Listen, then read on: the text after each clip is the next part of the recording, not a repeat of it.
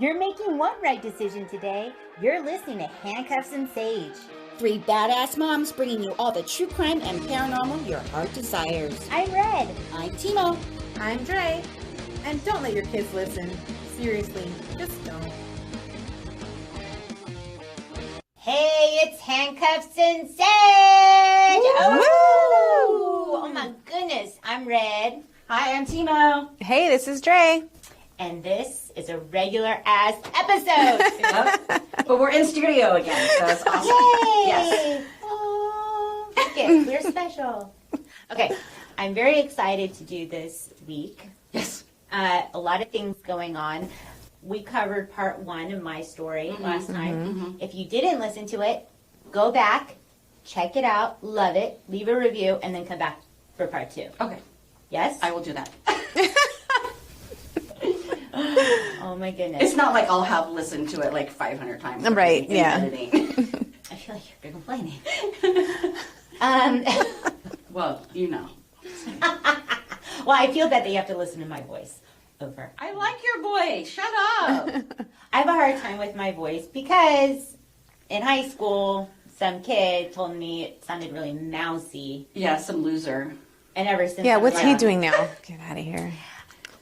Remember like back when phones were inside homes? Do you remember that? Mm-hmm. Okay.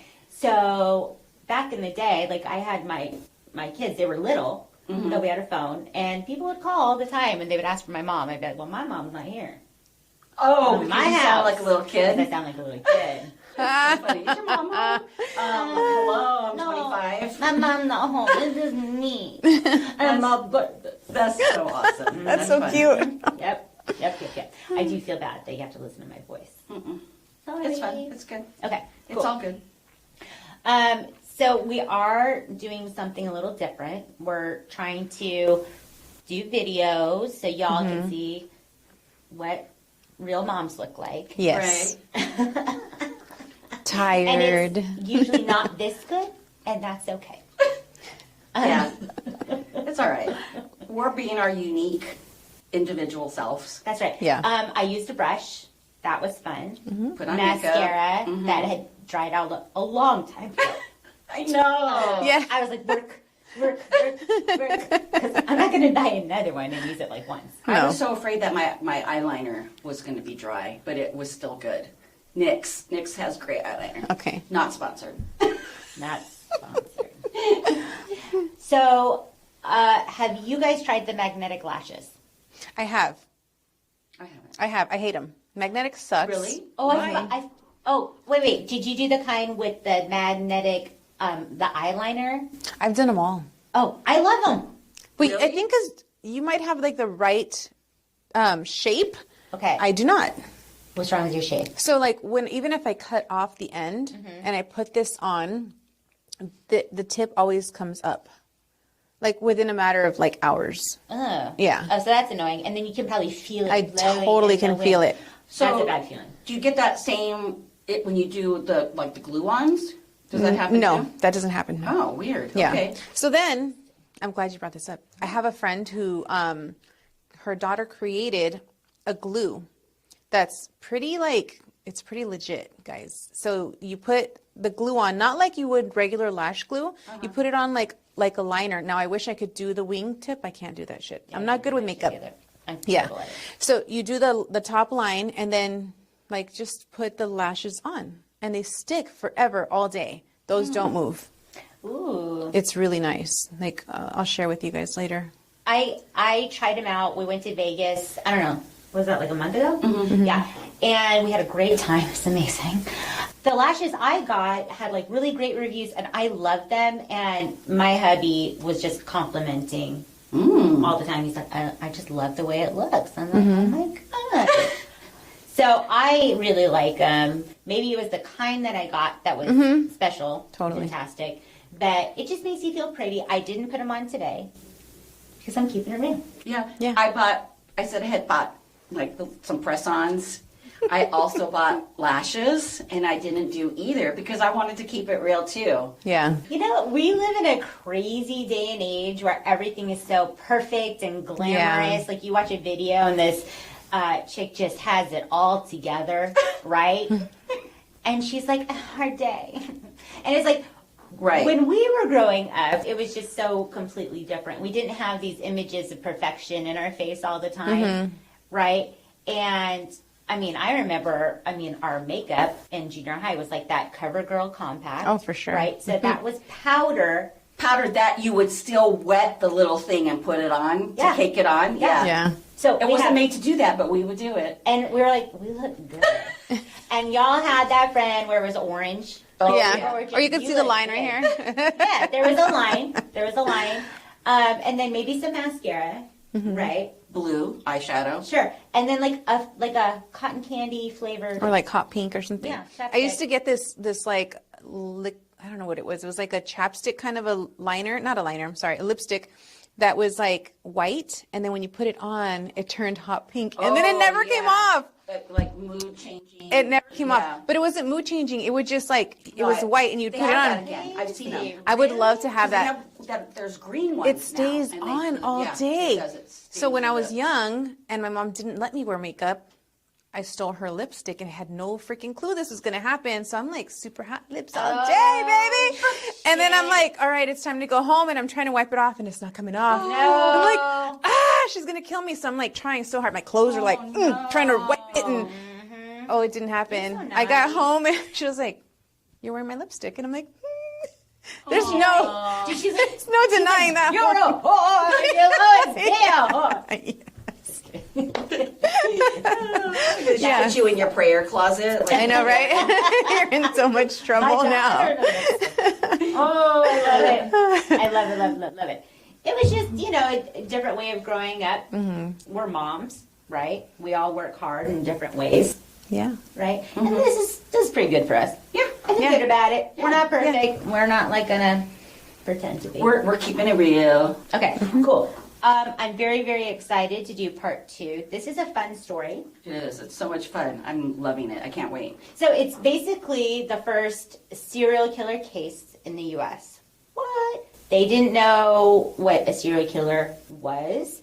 They put together their first, they called it a torso clinic, terrible name. They put together this event where they had their first profile of a killer put together. That's badass. I love that.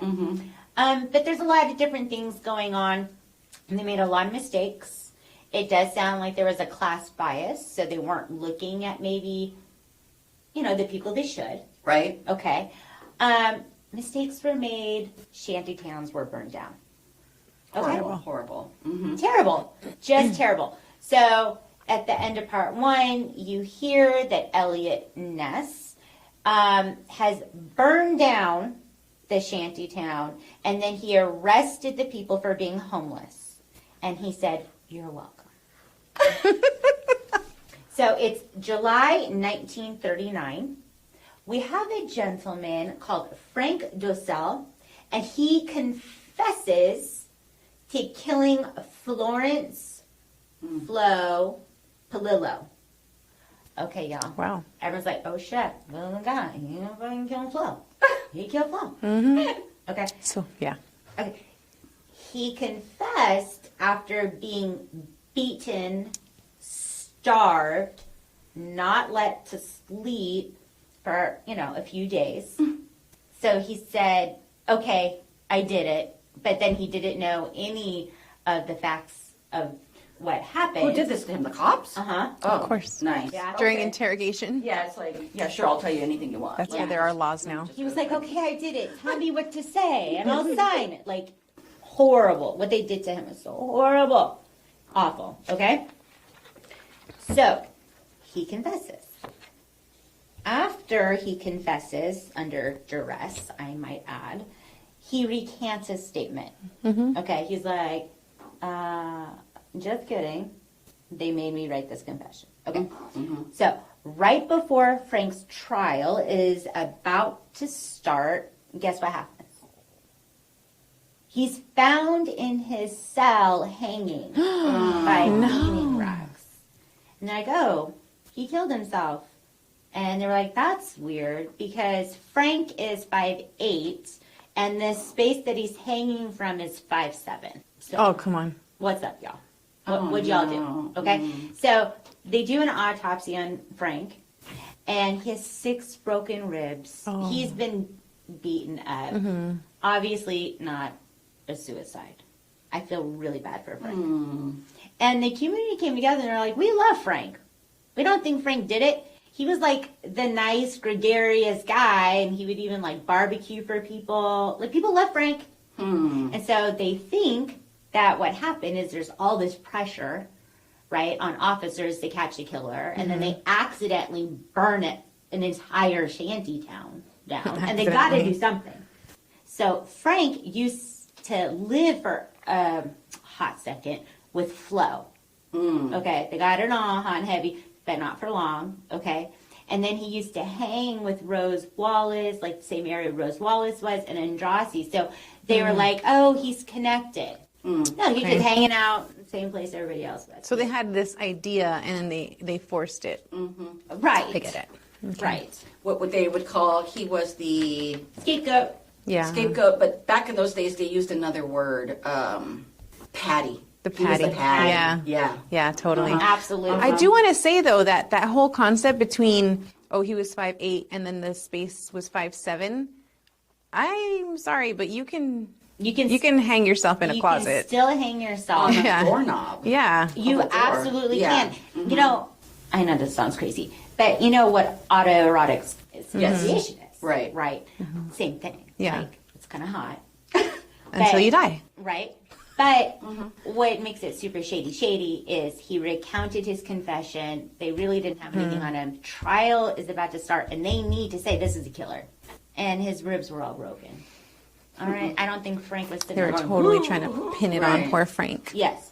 Yes. So Lillian Jones comes out and had made a statement that Frank had attacked her with a knife when she was at his house, just chilling. She said to get away, she had to jump out of a second-story window. Okay.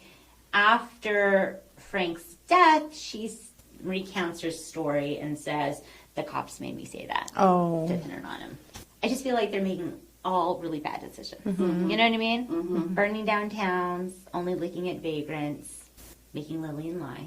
Just a lot of shit's happening. Too much of this above the law bullshit. So, let's learn something. There are 2 types of dismemberment. Did you know that? Let me tell you about them.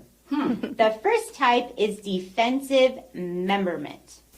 Now, this is the kind we'll probably end up doing someday. This is the get rid of the body dismemberment. This is, Okay. he talked that, I told him twice, I had to kill his ass. We're dismembering the body to get rid of it. Okay, that's type 1. Okay. Here is type 2. Aggressive dismemberment. Holy shit, that sounds crazy scary. Okay, aggressive dismemberment is when you dismember a body because you're motivated by hatred or lust, and you're like getting like an emotional release Wow. from it. Yikes. Ugh. So there's only 2 kinds? I think there's more. You're such a dick for saying that. I didn't write them all down. I'm just trying to figure, like, was the Black Dahlia, That's aggressive. That was is aggressive. that totally aggressive? It's weird that you said Black Dahlia. We'll find out. Okay. So, 2 years passed by from the last murder. People are thinking, okay, maybe the killer was in prison, for something else. Maybe he died. We don't know. Neville and Ness are no longer working the case. May 3rd, 1940, in Pennsylvania, in a train yard, 2 men are working. They're checking like old boxcars. They smell a smell of rotting meat. Ugh. Ugh. So they open up the boxcar, and there are 3 corpses inside. Ugh. Gross. Dismembered and decapitated. And they're like, fuck, dude. Great. Shit, dude. They call the Cleveland police. And they're like, I know you don't want to hear this right now, but check this out, okay? All right. It wasn't Frank. Frank wasn't Frank. Okay. 3 officers are still on this case. So we have Chief George Matowitz, Detective Peter Murillo, and Sergeant James Hogan. Okay? They go to the train yard. They're checking it out to see if it's their killer. Body parts are found everywhere. Wow. Some are wrapped in burlap. Why? That always confuses me. Why are some parts just like out hanging and why are some wrapped up? I don't know. That's weird to me. I don't understand that. On one of the corpses, it's carved on his chest, Nazi. Oh, God. With an inverted Z. Okay? Huh, okay. Other way? Uh-huh. Okay. And so they're thinking, oh, it's a copycat, right? Because this killer likes to do the same thing. Mm-hmm. Why would he all of a sudden write Nazi on this guy's? Right? Mm-hmm. So it's a copycat. That's what they're saying, right? Okay. Okay. And we've heard that. Serial killers have rituals. Right. Okay. They don't really like to stray. So the coroner, Samuel Gerber, same coroner, is checking out these bodies. He says it was cut by an expert, right? So the coroner's like, I think it might be the same person. Oh, gosh. Ugh. So Hogan is saying, look, I think it's a copycat. Murillo says, no, this is the same guy. I've seen all the bodies. This is the same one. And Matowitz, he's on the fence. He doesn't know what to think. So Murillo, he wants to go undercover, okay? He's thinking maybe the killer uses box cars as his chop shop. He gets around, he grabs a person, he chops them up, drops them off. Oh. Okay, so that's Murillo's theory. Matowitz comes out, he has a news conference, he's like, check it out, y'all, not our killer, all good. He turns around, he looks around, he's like, you're undercover now, you need to go check this out, okay? Okay. He doesn't want to freak people out. So Murillo dresses as a hobo to go undercover, and there's a picture of it. Oh, no. Was it like I Love Lucy when she did her little... With like black tooth. It looks like an officer pretending to be a hobo. That's what he looks like. Right. He has a stick with, with the handkerchief in the back holding the stuff, and he's all... Oh, no. But he tried. He bought the costume. He tried. He did. He bought it. Oh, no. I hope he rented it, dude. Okay, so it was crazy. Side note on that, they did the same thing with the Night Stalker at the bus station, remember? And he knew that it wasn't because he said they were dirty, teeth. But their teeth were so clean. Yeah. Oh, there it is. Homeless know, man. Yeah. The Night Stalker. And they see the same nice people. one. Yeah, They know. Come on. Their teeth look better than mine. I know, right? Right now. I Mine. need a deep cleaning, y'all. Okay, so Murillo plays hobo for 3 weeks. Oh, that's Oh, my gosh. He goes- showering every night. Get out of here. He goes from Ohio to Pennsylvania, right? He's jumping from boxcar to boxcar. He doesn't find anything. I have a feeling Murillo doesn't want to break. Yeah. He was like, I'm going on vacation. I think that's I'm such a dick, dude. I'm sure he was very serious about the job every day. Okay. More years pass. This case is cold. Okay, but Murillo is still working on it. He's passionate about it. Some fun fact about Murillo, he spoke like 1 million different languages. Just like a really interesting guy. Yeah, a really smart guy. By October 1942, Matowitz removes Murillo from the case to work other cases, right? Other people are being like just murdered all over the place. But Murillo vows to never give up on this case. Like he just said it had become his life and it was like habit to work on it and not let it go.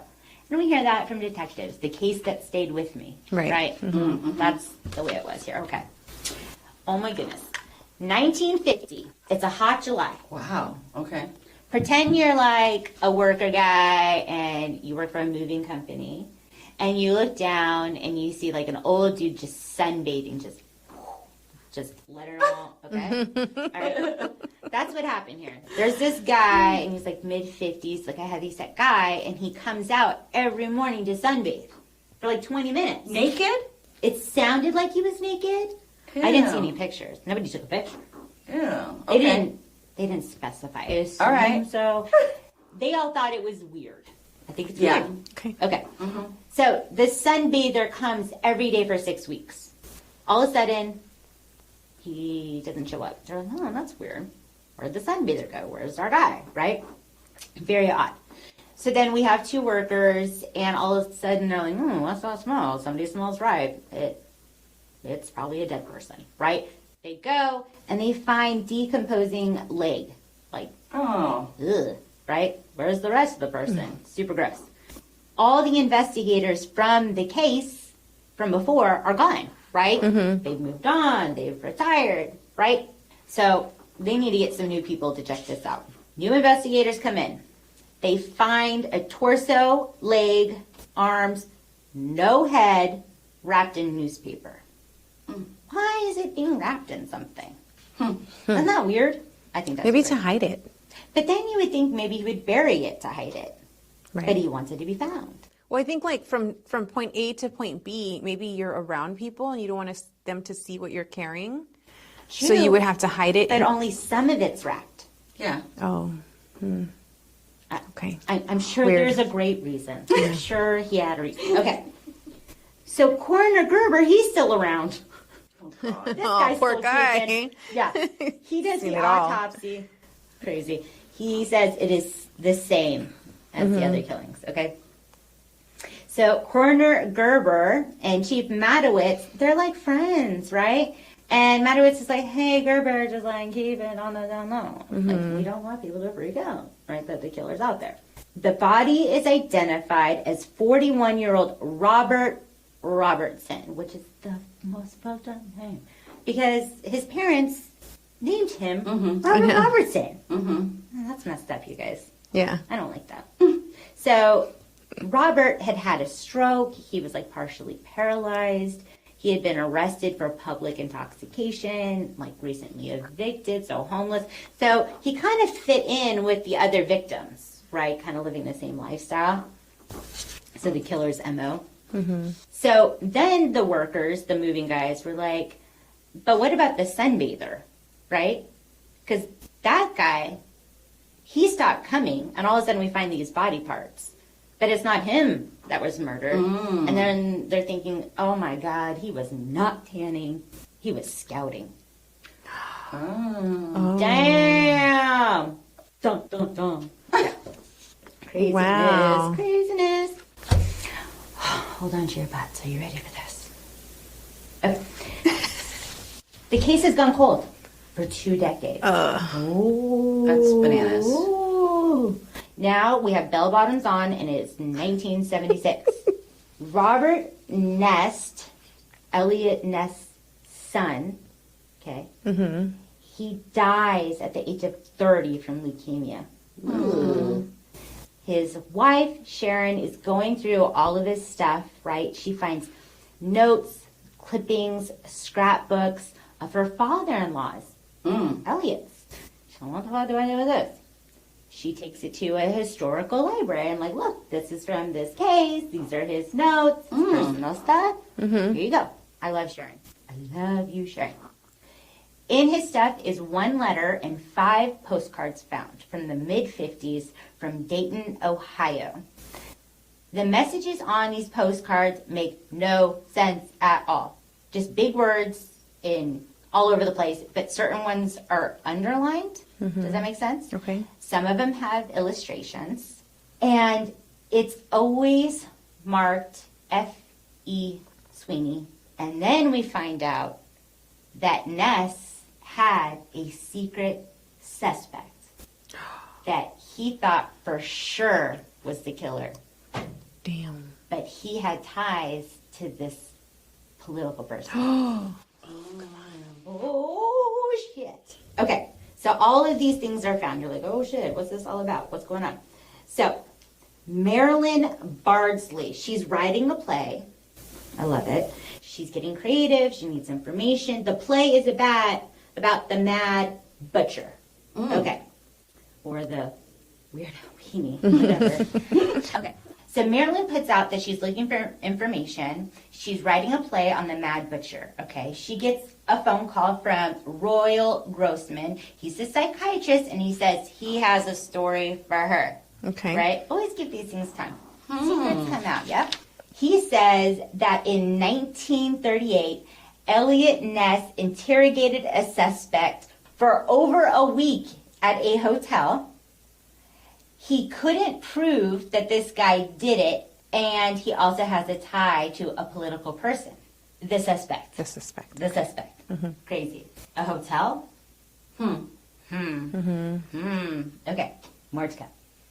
So then she talks to David Cowles. He works at the Identification Bureau.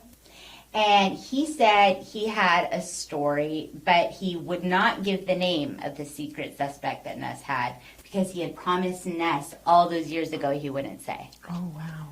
What? Why? Some You guys shady are shit. crazy. It's the 70s now. Like, get loose with it, you know? Okay, so we have Al Arkery, okay? He has this crazy story. He says that in 1934, he went to a club, he's drinking, he meets a guy. The guy is like a little weird, but then they kind of become friends, and they put this like weird, you know, thing together where Al will give the dude beer, and the dude will write him prescriptions, because he's a doctor. Okay. Okay? A prescription for barbitals. That sounds nice. That sounds good. Okay. But then the killings are happening, and Al's like, you know what's so crazy?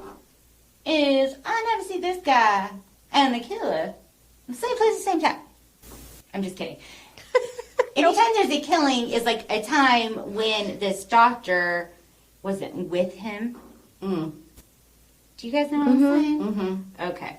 For some reason, I was thinking, this guy, he's a killer. He says that this guy's name, are you ready? Francis Edward Sweeney. Oh. Weirdo, weenie, Sweeney. That's where that came from. I love it. Okay, so Marilyn, she rings up David Cowles. Remember, he's like, I'm not going to tell you the name. I made a promise. He picks up the phone. She's like, Sweeney. He's like, damn, how'd you know? Okay? Oh my gosh. So, who is this Sweeney? I'll tell you. He was born May 5th, 1894. That was like a really, really, really long time ago that he was born. A long time ago. To Martin and Delia Sweeney. He was the fifth of 6 kids. Now, he had a lot of like tragedy. I guess it started off as like a really happy home. Okay? Loving parents. But his older brother died when he was 3. His mother died when he was 9. In 1907, his father was hospitalized. And then in 1912, his other brother died. Wow. And yeah, then his father was incarcerated in a mental hospital, and not long after he died. Wow. It's a lot of loss. Yeah. A lot of fucked up shit. Like when you're growing up and dealing with everything. He was highly intelligent. He was very driven, very ambitious. Okay. In 1917, Sweeney joined the military. He was honorably discharged, but on the paperwork it said he was 25% disabled. What the fuck does that mean? Could that be like he's emotionally disabled? Do you know what I mean? So yeah, so I actually have an answer for this. So when you do retire or leave the military, you get like some kind of a consultation where they review both mental and physical, and they will designate like PTSD equals percentage of disability. Wow. So that's how you get to that percentage. Wow. And like back pain is a certain percentage, you have knee pain, you have neck pain, you have whatever. Okay. So if it happened in the service, you do get a percentage of disability for that. Huh. Okay. Fun fact of the day. Yeah. Okay, so he was 25% disabled at the end of this. So in 1920, Sweeney goes to pharmacy school. 1924, he goes to the School of Medicine, and he is vice president of his class. He's a real nerdy McNerd. Okay. Then he gets married to a nurse, Mary. Oh, it's kind of cute, the doctor and the nurse. Like, come on, come on. Then in 1929, he has his first son, and then a little bit later, he has his second son, and he's got like this cute like little family, and he's worked so hard, right? People say he's bright and compassionate and funny. These are all really nice things, right? Okay, okay. So then, in early 1930s, his mental decline all of a sudden goes down. He starts drinking like a fish. Then he becomes violent with Mary. Oh, God. He screams at the kids. He leaves. He's gone. He's just not doing well. He stops working like he was, so he became very neglectful of his life, which is really, really sad, okay? In 1933, Mary files an affidavit for him to be committed to a city hospital. I didn't know that. Write that down. It's like you get pissed at your head. Affidavit, got it, check. Wow, I'm surprised that they were able to allow her to do that Yeah. in those times. Right? I wonder Women. what the reason was, because you know how they give you the reasons why a woman can be admitted? Sure. Yeah. It was like, Like back in the day, Like they're hysteria. She's got her period. Yeah. They lock her up. yeah. That makes sense. Sometimes I should be like that. Okay. Yeah. So then, January 1934, she goes and gets him from the hospital, but he doesn't do well. It's a really bad situation, and Mary has to file for divorce. She takes the kids, she asks for full custody, and this just sends them over the edge. Yeah. It's just too much, okay? Sweeney disappears. Where'd Sweeney go? Who the fuck is Sweeney? Nobody knows where Sweeney is. A couple months later, that first body is found. Oh, no. So, 1983, Cowles and Florence go looking at the Historical Society. You know, Cowles is in really poor health at the time, and he was kind of like needing help writing his like life story, autobiography. What is it when you write your life story? Autobiography. Okay. Yeah. He really wanted to get all of this out in the open before he died. Does that make sense? Yeah. Okay. So Cal said that Sweeney was related to a congressman. Oh, there it is. Ugh. Sweeney had failed 2 polygraph tests. Mm. Ugh. There was a cat and mouse situation between Ness and Sweeney. The gaps in time when there weren't killings, Sweeney was in the hospital. Ooh. Oh. Sweeney wrote J. Edgar Hoover about what an asshat Ness is. Nice. I know how to get something done. I'm telling the president on you. I'm going to write a letter. Right? Okay. We have Emil Froelich in 1934, living on the streets. One night, he says, the doctor said to him, look, come up to my office. I'm going to give you food and shoes and clothes. Come up to my office. Ah. He goes up. He said, I ate the food, and all of a sudden, I'm feeling really weird. Oh, shit. Oh, he drugged him. He's been drugged. Yeah. Okay? So then the doctor tries to attack his ass, and Emil's like, oh, you no, and runs out the office. He gets away. Good. He's a survivor, y'all. Yeah, badass. Okay, so then the officers are like, well, show us where this building is or office is that this doctor had taken you. Like, prove it kind of a thing, right? It was on the Kingsbury Run. The guy was like, well, I think it was around here. And the officers at the time were saying, there's no doctor office over here. Oh, it turns out that Sweeney had a doctor office on that street, and the guy was right. Wow. That is where his office is, and you wouldn't be able to tell because it was like in this like hidden type building, and it had a secret back entrance. Creepy. So then you're all, okay, well, he ain't going to be draining blood up in his office because everyone be like, where the blood came from. Okay, so he had a relationship with the funeral home next door and said, look, I'm a doctor. I need to practice some shit. Can I practice on some of your dead people sometimes when you're out there? And they're like, yeah, crap. cool. So they think that he was draining the blood and doing all the shit at the funeral home cutting up shit and doing whatever he wants in his office and then dropping things off because, you know. Oh my God. What a sicko. People trust doctors. That's why. Yep. Yikes. Sweeney died in 1964. Okay. I got a lot of information from the Serial Killer Podcast, Unsolved Podcast. This guy, Simon Whistler on YouTube, BuzzFeed Unsolved. A lot of good stories on this. It really is great. So we hear about the cat and mouse thing that Ness and Sweeney had going on, right? And remember how Ness held him in a hotel room? They said like 10 to 14 days. Crazy. He was out there being interrogated. He failed the polygraph test twice. And Ness was like, dude, I know you did it. And Sweeney said, prove it. Oh my Right? God. Yes. Yes. So then they're saying, this is crazy, that after this interrogation took place, the 12th and 13th victims' bodies were found right outside Ness's office window. Holy As a fuck you. Oh my God. Come get me, bro. Oh my God.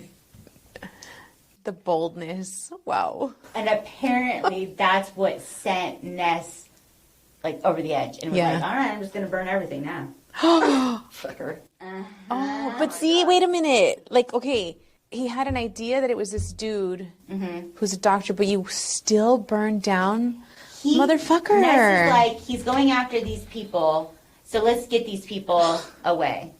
Give me a break. Give me a break. So this guy, he's a total badass. His name is James Bedell. He like gave 18 years of his life looking into this case, like everything. He knows everything about it. And he's like, they say this is an unsolved case. He's like, no, this case is solved, and everyone kind of knows it was Sweeney. Right? Yeah. But he was related to a congressman. Yeah. What? That's crazy. So it turns out, you know, he was hospitalized several times, and he had schizophrenia, probably inherited from his father, and that's maybe 30s it hit, and he just didn't do well. So he murdered people, like really Yikes. fucked up ass ways. But it's kind of crazy. First serial killer, didn't know what a serial killer is. First profile, said it's unsolved, but it's solved. Yeah. Yeah. Mistakes were made, you guys. real. Mistakes were made. Dude. Oh, yeah. Okay. I just love this story. It has a lot of, history behind it, things that we kind of take for granted these days, that we do have a lot of ways to catch someone that they didn't have back in the day. Right. Right. You basically had to like walk in and see someone stabbing the other person and be like, Right. "Yeah, did it." Yeah. Just to make sure. You know Right? how easy they had it back then? Oh my god. Would you be killing bitches all over the place? Literally. I'm get so away with tired of murder. you. That's where the saying came from. Yeah. Get away with murder because you could. Oh yeah. Good Nowadays, times. you And can't. you could get barbital, y'all. In exchange for drinks? Come on. Yeah, that sounds really easy. Yeah. Dang. That's it. Part 2. Yay! Yay. I love That was it. so That good. was such a good story. Murder. Yeah, and I had never heard of this dude before. The Mad Butcher. I think I heard The of the name. Cleveland Torso Right. Killer. No. Weirdo weenie sweet. That, yes. Yes. That actually has a really good ring to it. You guys, we do give these badass names to serial killers, and they Yeah. should be lame ass names because they suck balls. So he wasn't a butcher, but He was a doctor. Yeah, were they getting that because he would wrap up some of the body parts? No, the precision. Right. Oh. The way that he dismembered it, they knew it had to be someone with the knowledge of anatomy. Today we would have called him like the mad surgeon The mad surgeon. because butchers don't give a fuck how No. their chops are. No. They know the cuts of meat, though, where they have to cut to get certain pieces of meat. They're Okay. actually very knowledgeable. Okay. And a butcher has to be really strong. And remember, Okay. he did the one. That's wild. Chop. Yeah. That's because they were drugged. They were probably sleeping. Yeah. Oh God. Ugh. Or wake and paralyzed. Oh That my is- God. That is my nightmare. Oh, ugh. Think about that. Like, you know everything that's going on, you can't move your body. Yeah. No. Well, that's No. what sleep paralysis Yeah. is. Mm-hmm. But then you're being murdered, so that's Yeah, it's different. Yeah. But it feels like you're being murdered when you're in sleep paralysis too. similar. But that's a topic too in a lot of Yeah. you know, horror movies and crime movies and stuff like that. I've where- had sleep paralysis. It's Yeah. awful. Well, where you're drugged and they're killing you or they're going to hurt you and you're awake and you're seeing it happen. Ugh. Yeah. Okay, part 2's done. Yay! Awesome. That's wild. It is. Okay, It's a why, what was crazy the ass Black story. Dahlia thing? Oh, people were saying that the Mad Butcher maybe moved to California and killed Liz Short because of the way she was cut. Right. You know, the Oh, torso, wow. similar cuts, dismembering, and because there was gaps in time, right, where their killings were happening. Did he? Did he come to California on Well, a there was vacation? a doctor that supposedly did that. Yeah, and there's been a lot of stuff that Yeah. has. You need to do that story. Do I? Yeah. Now I won't because you told me to. I mean, I will do it. Stay in your lane. Stay in your lane. I'll add some paranormal in there a little bit. I really, really love the Black Dahlia story because CrimeCon did this amazing thing where all they did was talk about right. Liz Right. Short and really who she was. What a phenomenal young woman, just so full of life and just kind of ready to, you know, Yeah, so sad. start her letters. She was just so like innocent and naive. I learned a lot. Thank you, CrimeCon. Yeah, you got to do I really liked when American Horror Story did that one for Murder House. When they added her in there, we're like, whoa. Yeah. That was so good. And she's part of the Cecil whole drama, too. Yes, she is. So, A lot of people are. a lot of people are. I think I'm next. Dun, dun, dun. All right, you guys ready for some Water, paranormal? maybe. All right. Book up. So, being 1/3 of a true crime podcast, It's a trio. we've talked about this before. Hitchhiking, Don't do it. Not a good idea. I don't Yeah. feel good about it, you Yeah, guys. No. don't do it, and don't pick up a hitchhiker. Yeah. Right? That's really hard for me, by the way. Really? Like whenever I see, I'm like, Because you oh. want to help someone. No. I was always really Girl, pissed if at you my ever did parents that- for not picking up. a So I hitchhiker. know that I shouldn't, but that there's like this ping of guilt in Yes, my okay. heart. I You're not do going that to be too. guilty after hearing my story. Okay? I have to tell you guys, I didn't pick. It wasn't a hitchhiker, but it was raining, and I did pick up a mother and child. That's different. Yeah, That's it was really raining. sweet. You're like a better person. It was bad. Oh, man. So What if that little child was like a demon baby? imagine. Oh my God, just don't. Okay. So there are so many stories of paranormal hitchhikers. Okay, and that's what I'm going to tell you. Paranormal hitchhikers? Yes. Ooh, Like ghost hitchhikers? It's like- Yes. Okay. Oh my You know, like God. on the, the song. yeah, like on the Oh, and Haunted Mansion. the Haunted Mansion. Beware of the Hitchhiking. hitchhiking ghost. All right, so the first story I'm going to tell you is the story of Catherine, and this story happens in Bangor, Maine. Okay? Bangor? Bangor or Bangor. Bangor? I don't know. We're not Sounds like professional. Bangor. Right, We're I going to know. fuck up names. Right. Sorry, Bangor. So on Route 182 between the towns of Franklin and Cherryfield, Catherine died in a car accident, and now she basically curses this stretch of road. Interesting. Now, twist, she was actually decapitated in the car accident. By the Mad Butcher? Yes. And the weird the weenie. ghost is supposedly headless. Okay. Legend goes that if you do not stop for Catherine to help her, she will curse you and she will either give you pain, suffering, or even death. Damn. One story is a driver refused to stop for Catherine, and instantly he saw her severed head in the back seat of his car, which he ended up swerving, crashing, and killing You himself. see, I would survive because Right. I would stop for her. So that is the sweet and short story of Catherine. All right. Well, if you know you're taking that 182, your ass better stop. Right. in Maine. Okay, the Post Pearl Harbor hitchhiker / fortune teller. That's Ooh, a mix. She's Yeah, all of mix it. things Just going do it on. all. So this happened during World War II in the United States. And a man picked up a woman hitchhiker As he dropped her off, she offered money for him for the ride. And he said, no, it's all right, it's all right. She's like, all right, well, I'm going to offer to give you your fortune instead. Oh, I thought this was going another way. Dirty birdie. Yeah, she was offering something. Kind of a fortune. Kind of. That's nice. But wait till what she tells him. Oh, shit. There will be a dead body in your car before you get home this evening. And fuck? Hitler will be dead in 6 months. Why would she say that? What the hell? He's like, get the fuck. Yeah, he's like, Hitler, okay, dead body, no. No. That is great news about Hitler, though. So he was on his way home. Right in front of him, he saw the remains of a bad car accident. Oh, no. He took one of the victims who was on the side of the road. He put him in his car, drove him to the hospital, but unfortunately he died on the way there. No. Well, if that that's wasn't a that's freaking good fortune, that wow. he Yes. Yeah. She did. That wasn't a cold read. Right, Okay. right. Not actually sure if Hitler actually died within 6 months of this happening, but he did.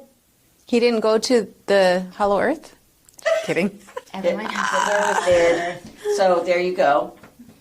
Fortune telling. Hitchhiker. See, there's some good ones out there. Yes. It's fucked up shit, though. All right. The Black Horse Lake Hitchhiker. This is in Cascade County near Great Falls, Montana. I love that Cascade County. Yeah, that sounds nice. Yes. An isolated back road. A Native American man who looks like he's hitchhiking is seen on the side of the road. He looks like he's hitchhiking? Yes. Okay. But as you get closer to him, he actually flings himself onto the hood of your car and crashes into your windshield. Just like fuck with your day? What the Right. hell?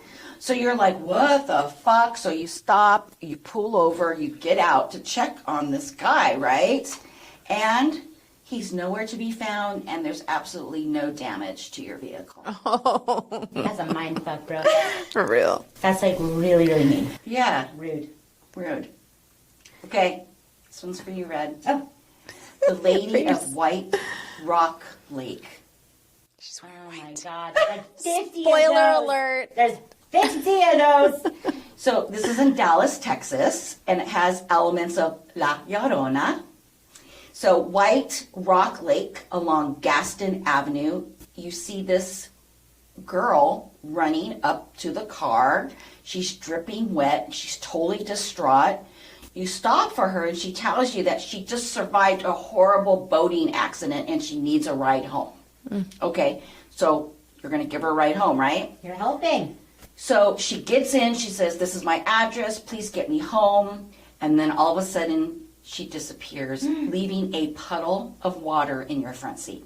That's creepy. So by chance, you go to that address. You want to see what You the still fuck, go to the right? address? You still go to the address. No, I wouldn't. I'd be like, geez, that was weird. And then I'd just do other shit. So if you do go to that address, a middle-aged man will answer the door. He'll tell you that his daughter drowned in that lake when the boat sank. So variations of the story where a woman actually drowned herself in that lake, and now she goes from home to home on the homes around the lake, knocking on doors asking for help. And then she'll suddenly disappear, leaving a puddle of water on your doorstep. That makes me sad.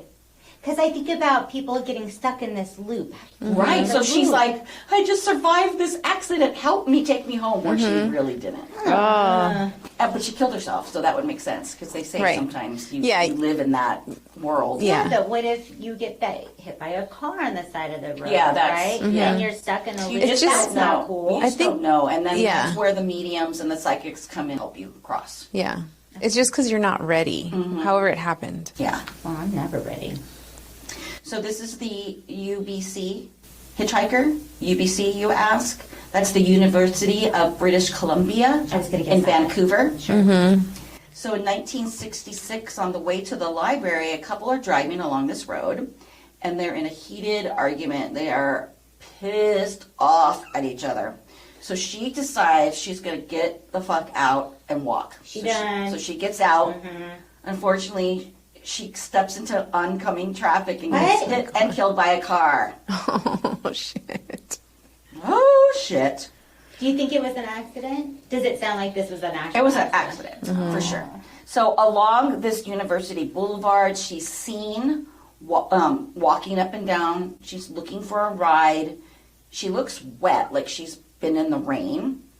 And if you pick her up, she'll just suddenly disappear, but she'll leave a note on your seat. And it's a piece of paper with the address of the library on it.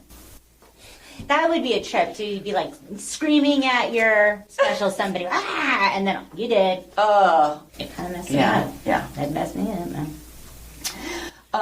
This is near home, y'all. The Browning Road Hitcher. This is in Delano, California. Kern County near Bakersfield. So this is like really close to us, you guys. And it's Browning Road. Long ago, a woman crossing the street was hit by a car and died.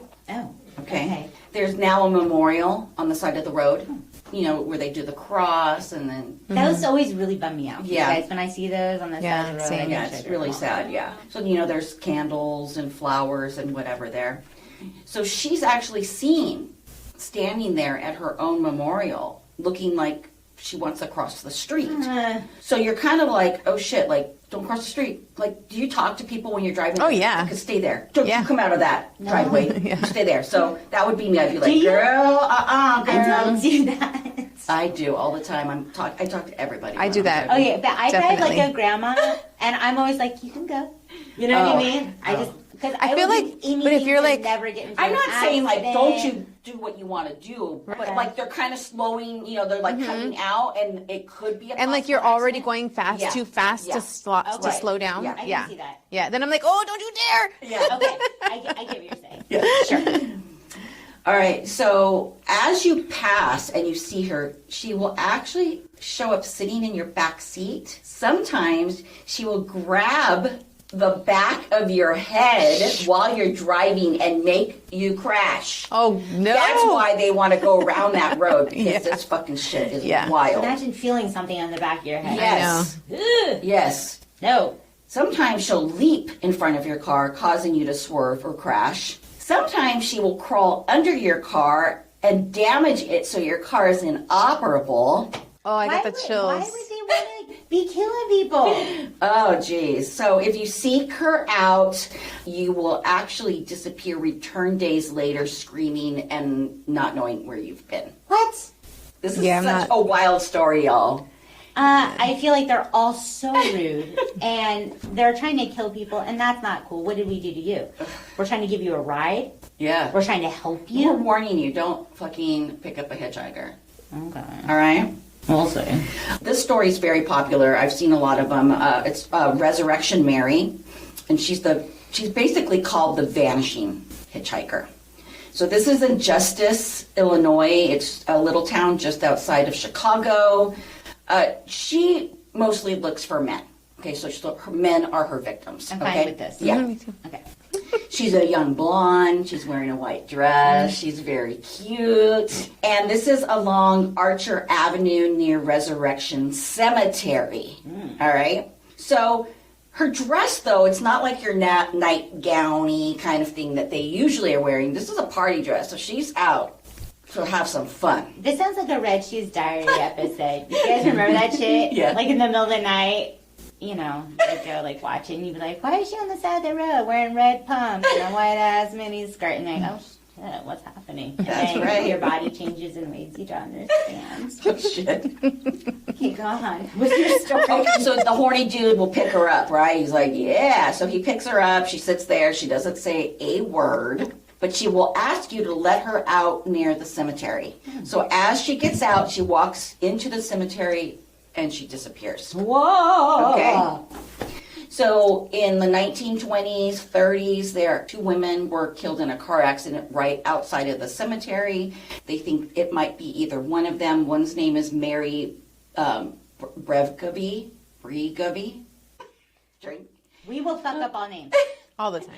And Anna Maria Norcus. So You did it. there you go. Resurrection Mary. Okay. It's a lot of hitchhikers. Okay, the Lydia, the Phantom Hitchhiker. This is in High Point, North Carolina. A young woman named Lydia, of course. She's looking for a ride home. When you pick her up, you arrive at an old railroad passover. You know what those passover looks like. And she just simply disappears. As soon as you hit it, she just disappears, right? That is known now as Lydia's Bridge. And Lydia's story actually goes back to about 1924. There was a fatal car accident in that area. A woman did die, but her name was Annie Jackson. So who is Lydia? The prophetic hitcher. Huh? Prophetic? The prophet. Let's just say prophet. The prophetic Prophetic. hitcher. Yes. Is Beautiful that what I name. said? Isn't that what I just said? Prophetic. It's Okay. prophetic. Okay. This story has been reported all over in different areas. So this is not pinpointed to just one area, okay? A driver will pick up a hitchhiker only to disappear as soon as they get in, okay? They're so overwhelmed that they get pulled over and they're just sitting there distraught. A police officer will come by to check on them. They'll say, this is what happened. The officer will just be in shock. He says, guess what? You're like the fourth or fifth person to tell me this week. What it's said to be is either an angel or Jesus himself coming to warn the world of impending disasters. What? Yeah, so if you pick up a hitchhiker and they disappear like this, it could be an angel or Jesus. I'm going to say this is a leap. Did they mention anything about No, the they don't. Okay, so we're just guessing. Yes, we're just guessing. We're just guessing. And Jesus? Jesus. Jesus. Jesus is hitchhiking. Who came up with I this? just get a feeling Jesus is not hitchhiking. Hitchhiking? Maybe. If I was Jesus and I doesn't could know do any anything, better. I'd be hot tubbing it. I'd be up on the beach, hiking in mountains, hitchhiking. And It's a then test. disappearing. There's no Yeah, point. It's a test. Okay. Oh, See if you're worthy of heaven. by picking up a hitchhiker, we're screwed. So this is the last one. All right, Okay. y'all. The Walhalla Hitcher. Walhalla. 1950s, Walhalla, South Carolina. Pilot Larry Stevens. He had his little, four-seater, probably plane, and he loved to fly it in this little area of Walhalla, right? So one day there was a bad storm that hit unexpectedly. He crashed, but his body was never found. So this is on Route 107 between Piedmont, Overlook, and Moody Springs. Now on stormy nights, a young male hitchhiker will be seen on the side of the road. He'll ask to be taken to the Overlook. He doesn't talk at all, but as soon as he gets out, he disappears, leaving water and mud in your car. Some say this is Stephen's restless spirit. That's sad. But Yeah. he's doing what he loves. Yeah. He's So- stuck. Mostly every town has a story of a ghostly hitchhiker or a scary encounter with something on some dark road. Do you have one to tell? Let us know. Ooh, Yeah. share. So, vanishing and ghostly hitchhikers appear in many songs and short films. One is by Orson Welles. It was from 1951, and it's called Return to Glenaskull. I couldn't remember. I was trying to look for the shorts, and I kept on looking up Vanishing Hitchhiker, because there's other ones that are called that as well. And I couldn't remember Return to what? So now I have it, so I'm going to look that up. You can find it on YouTube. Then in 1985, there was a movie made, and it was called Mr. Wrong. Then in 1824, there was a novel written by Washington Irving, and it was called The Lady with the Velvet Collar, and that's about a ghostly hitchhiker. And then I love this, y'all. In 1998, Kmart had a Route 66 jeans commercial that had a vanishing hitchhiker in it. Did you guys have Route 66 jeans? Yeah, bitch. Yeah. You know I did. Oh, I love You know I and did. Kmart's gone. So there you go, hitchhikers. Ghostly hitchhikers. Yay! Pick them up. Yep. So good. See, that's what I gathered was pick 'em. That's what we. Pick If 'em up. I was with you guys, I would probably pick up a ghostly hitchhiker. But if I was by myself, I wouldn't. Oh God, that would just be terrifying. But you don't know they're ghosts, so you just shouldn't pick them up. Yeah. Right. Okay, there's rules. Don't do it. Don't do it. All right. Are you ready? Yep.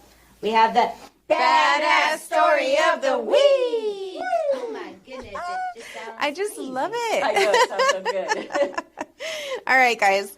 So, who of you guys who hasn't heard about the freezing cold temperatures Oh my in Texas? God, my sister is in Texas and Austin, and it's been bad. Bad. So Really bad. So I followed this guy on TikTok. He's called Keto Snacks. Mm-hmm. And he does these little, short little 60-second little snacky Mm-hmm. thingies. And he posted a video where he's in the grocery store. He's pushing his shopping cart, and he's like, this is what it looks like to grocery shop in Texas. And the whole meat shelf is just empty. Then he scans over. It's like there's no food, y'all. Nothing. There's nothing. It's like end of times, and for they have to real. probably throw it all out because Yeah. It's been it's spoiled. really Yes. awful, and Yeah. I feel so bad for my sister. They have been through it. Oh Yeah, my gosh. it's been terrible. My cousin actually, I messaged her to find out they're in Fort Worth, and she said that they're basically they have like 2-story because all the houses in Texas are huge, and so they get power for an hour a day. Oh no. They'll get it for a fucking little crazy. bit, then they turn it off, and Yeah. they're freezing. They're freezing. can't So that get she like food. put sheets up everywhere, and then like everybody's just living in the downstairs, and they have a Yeah. fireplace down there. You just kind of snuggle with each Ridiculous. other and keep warm. Somebody called my uncle and said, hey, there's a bunch of downed trees. They've been here for a long time. Come and get them. Because he was like, him and my aunt are older, so 2 a.m. Oh no. He's out there chopping up wood to survive. But you guys, this is something that has to happen because people are dying. People are dying, and I kept having this dream all week. I think this added to this week is I had this dream where I was putting food and wood and water in packages and like trying to send them to Yeah. her, and they wouldn't get to her, and I was Yeah. so frustrated. I know, that I was that's like, so trying hard. to save her. Yeah. It was awful, and they have little kids, right? It's freezing, no food, no electronic, just it's awful. I saw this other wild video on TikTok where TikTok, not sponsored, but give us a call. This lady's with her camera and she's walking through her daughter's bedroom. She's all, y'all, this is my daughter's fish tank. Fucking thing was frozen solid. Yes. The fish are like suspended, like. Oh, it's so sad. Yeah. I just want to say one thing. My brother-in-law is a total badass because he has a truck, like a Raptor truck, and he's been going out saving people. He has employees that have been basically freezing, and he goes and gets them. Yeah. And he's been doing that over and over and over again for people because Yeah. his vehicle is able to get through the snow. Well, you know what the problem is their power plants, all the equipments or whatever they have are frozen solid, and they don't know how to deal with that because it never happened. It's Right. crazy. My sister And it's probably not heads even first. made to freeze, you know? No, what I mean? yeah. Yeah. This was They're like a fucked up. once in a They're lifetime, fucked, yeah. like Poor people. crazy. I'm like, It's you telling horrible. me to move to Texas all the time. See what happens? Yeah, I don't See what think so. happens? You're here with I us mean, I'll now. probably still do it. Though. It's so cold, and then no electricity, right? What do we do when we have no electricity? We put our I lose our my food shit. goes bad, or Oh, we it's- put it in ice chests if we could. They just put it outside in the snow. Yeah. That's smart. It's just Yeah, like that's cool. it's frozen, but it's still edible. Yeah. Yeah. And I'll beer. eat it. And beer. I mean, you just have to get through it. You know what I mean? Yeah, yeah, yeah. Luckily, I think this week they're getting better weather. So Yes, they're that's good. supposed to. Yeah, yeah. So my badass is actually the volunteers that I love turtles, guys. Turtles. Turtles. Okay. Turtles are so turds. cute. Wasn't expecting turtles. You heard turds? I love turds. Oh, turtles. I love turds. Turtly guys. turtles. So, did you know that they become comatose? They get cold stunned after 50 degrees. So they go into a coma, Yeah. but they're alive. So It's like hibernation. it's like hibernation, but if all of a sudden this crazy like cold front comes in and they're in the water and it's below 50 degrees, they're gonna die. It's like they're not prepared for that, right? no. I would So do the same thing. Yeah. I would immediately go into a coma. you just freeze. Yeah. I mean, at 60 degrees. So it's like a cold stun, and then they die, right? So like all these volunteers at the Sea Turtle Inc. It's a rehab center in the Gulf. They all came together, and they're already dealing with some crazy shit on their own, But so cute. This lady, this Laura Hand, she didn't give her mom's name, but she's retired, and she volunteers, and she just filled up her car with turtles? Turtles. Big ass sea turtles. Dang, I would love Just that. filled it up. A So selfie where she's yeah, she she sent a picture of like no, I mean she's helping. She's helping transport them. No, I know, but what happens when she's driving? She's doing real good, and then they all come to life. They're like, she gets attacked by turtles. They're so not going to do that. So the volunteers at this place at one point had 1,700 turtles lined up in rows in my tarps, God. helping them out. 1,700? 1,700. That's not even like the most of it, because remember they're in the ocean and they're like coming to shore, like trying. Oh shit, it's really cold in this water all of a sudden. So then like the naval ship came to help. Like so many hundreds of people are coming to help the sea turtles. Nice. We can't let them all die. So, you know, at the end of it, they had they had saved 3,500 turtles, and then they found that like 10 of their AC heater units had busted. So now they're asking for some donations to help out. Okay. But How do we help? Yeah, so what's you can go to Sea Turtle Inc. and they've already, I think it says they had 4,900 cold stunned sea turtles. So, you know, you can help by just going to their website. It is seaturtleinc.com. Cool. So make it happen. Well, Be a this way to help us do badass. something. Yeah. Poor Yeah. turtle didn't ask for this. Really. Didn't do It's just so anything wrong. sad. Like I read too many like really sad stories about, you know, like there's zoos and stuff that are losing animals. All the birds have just died because they're so tiny, you know? Like we're yet to see the devastation of this. It's serious. But how cute. They saved the turtles. Yay, badass! They are being a badasses. Yeah, totally. Yes, we should figure out. And your how to- brother-in-law, wow. Yeah, That is so cool. yeah. Yeah. Like he's like, oh, my employees are freezing in their homes. I'm gonna go get them. Yeah. I have like I had a friend that decided like he volunteered to help serve food. He's like pretty well off. He's a makeup artist and he does very well. So he decided to like go help serve food at the, you know, I don't know, stadiums or whatever. What are we doing? Yeah, well, What why the fuck not? are we doing? Yeah, We're in California. Okay. We don't have that kind of weather. yeah. When the earthquake comes, we'll take care of it. That'll be our time to shine. Oh my god, Please, earthquake don't happen. Okay. I'm not ready. Okay, check us out on Instagram, Facebook, YouTube, TikTok, all the things. All the things. All of them. Ooh, website.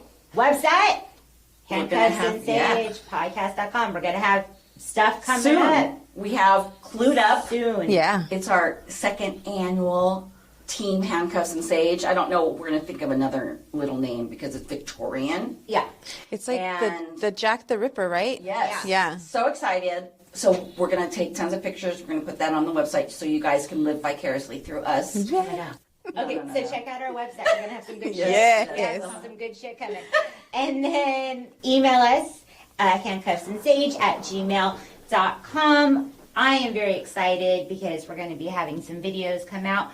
But you can hear episodes that nobody else gets to hear if you join Patreon. There's 3 different levels. You get swag from us. We spoil you. You get videos that are hilarious. Mwah. Yes.